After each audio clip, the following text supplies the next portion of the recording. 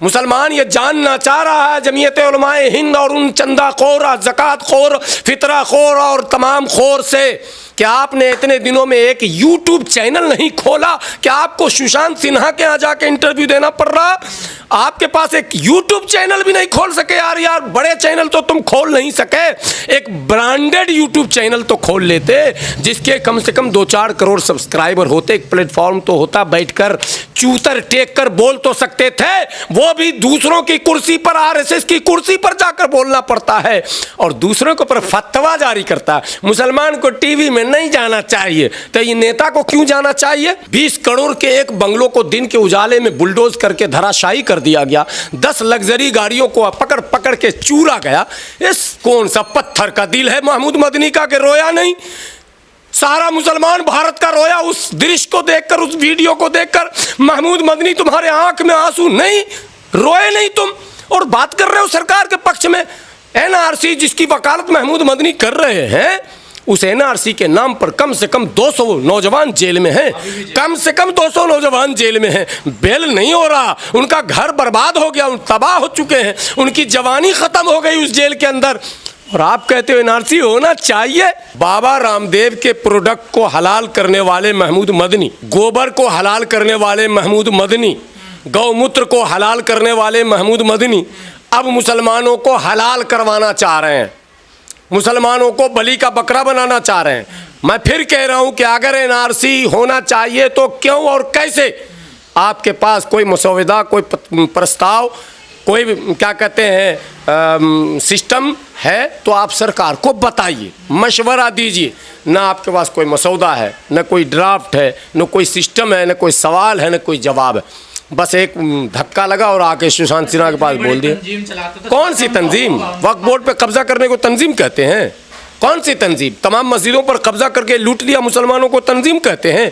ज़कात का पैसा लूट लिया तंजीम कहते हैं? फितरे का पैसा लूट लिया तंजीम कहते हैं? मुसलमान दुनिया की वो कौम है, भारत के मुसलमान प्रत्येक वर्ष एक दिन में, एक दिन जिसका नाम ईद है, ईद जो मनाते हैं हम, रमज़ान वाला ईद, एक दिन ईद में 8000 करोड़ रुपया हम निकालते हैं, फितरा बोलते हैं उसको, भारत की आबादी के अनुसार कैलकुलेट किया हुआ, और हर साल निकालते हैं। वो पैसा जाता कहाँ? वही तो आप पूछिए ना, आप जाते ही नहीं, आप तो आ जाते हैं गुलाम सरवर से इंटरव्यू लेने।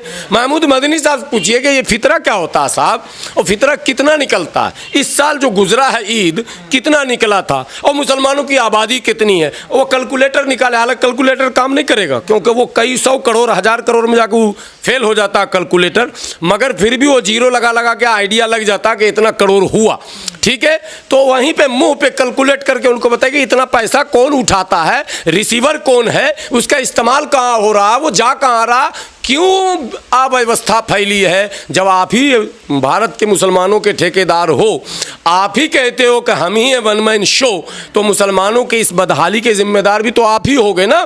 मुसलमानों के हाथ में कटोरा है तो जिम्मेदारी आपकी है, मुसलमानों की मॉब लिंचिंग हो रही, जिम्मेदारी आपकी है, मुसलमानों के घर पे बुलडोजर चल रहा, जिम्मेदारी आपकी है, मुसलमानों को नौकरी नहीं मिली, जिम्मेदारी आपकी है, उर्दू को रोजगार से काट दिया गया, जिम्मेदारी आपकी है।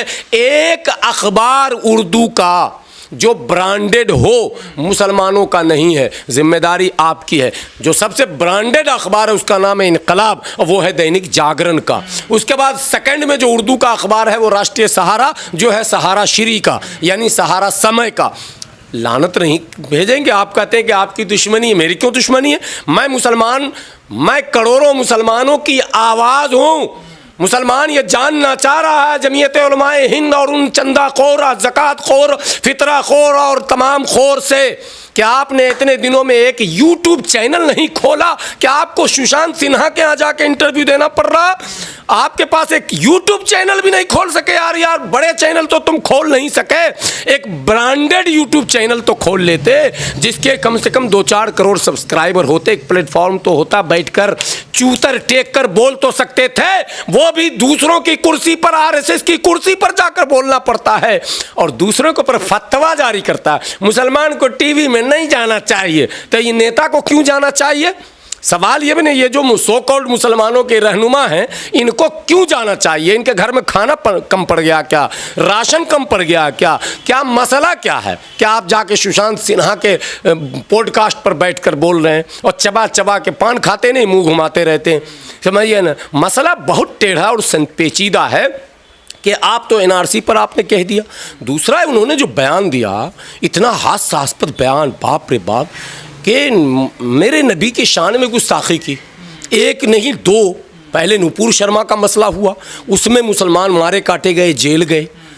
उसके बाद फिर दूसरा ये गिरी का मामला हुआ, फिर मुसलमान मारे काटे गए, जेल गए। 20 करोड़ के एक बंगलों को दिन के उजाले में बुलडोज करके धराशायी कर दिया गया। 10 लग्जरी गाड़ियों को पकड़ पकड़ के चूरा गया।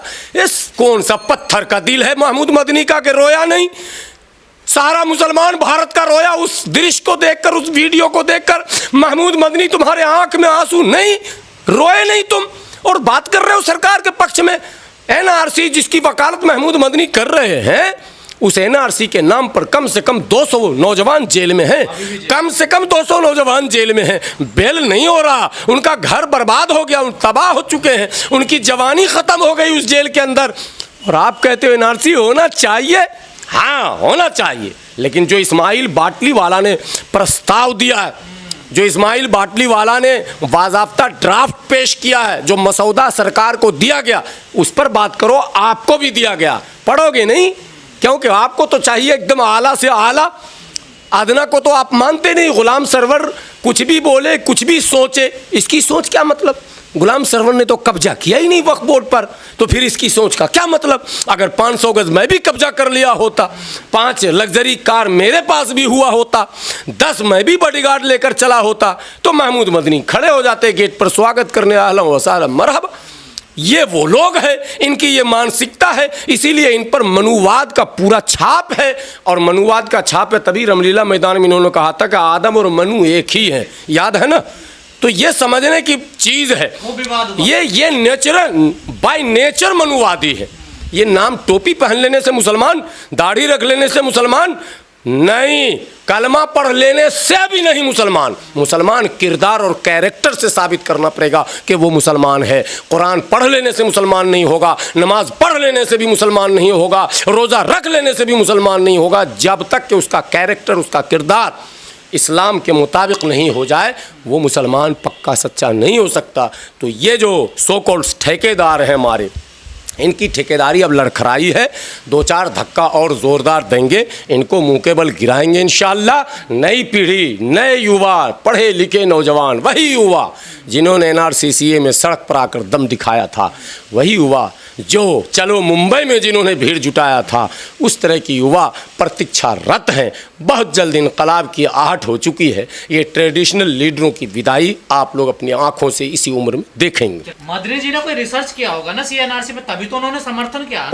कुछ तो अच्छा होगा ना। 24-19 5 साल लग गए उनको रिसर्च करने में, 5.5 साल।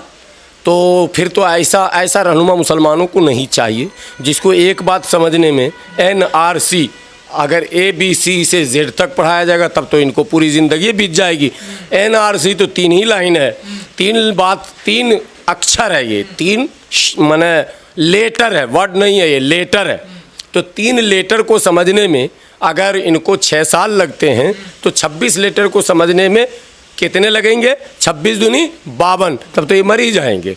तो फिर तो क्या मकसद है इसके पीछे? इस बयान कोई मकसद नहीं है। मोदी जी ने धमकाया होगा कि भैया जो पैसे तुमने सब जमा कर रखे हैं वो सब उठवा लेंगे हम, भेज कर उसी को आजकल जो भेजा जा रहा, पता ही ना आपको, फिर नाम लेने की क्या जरूरत है? सब लोग पब्लिक जागरूक हो चुकी है, जान रही, तो भेज देंगे। अब भेज देंगे तो बेटा सब समेट के ले आएगा, साथ में तुमको भी समेट के ले आएगा।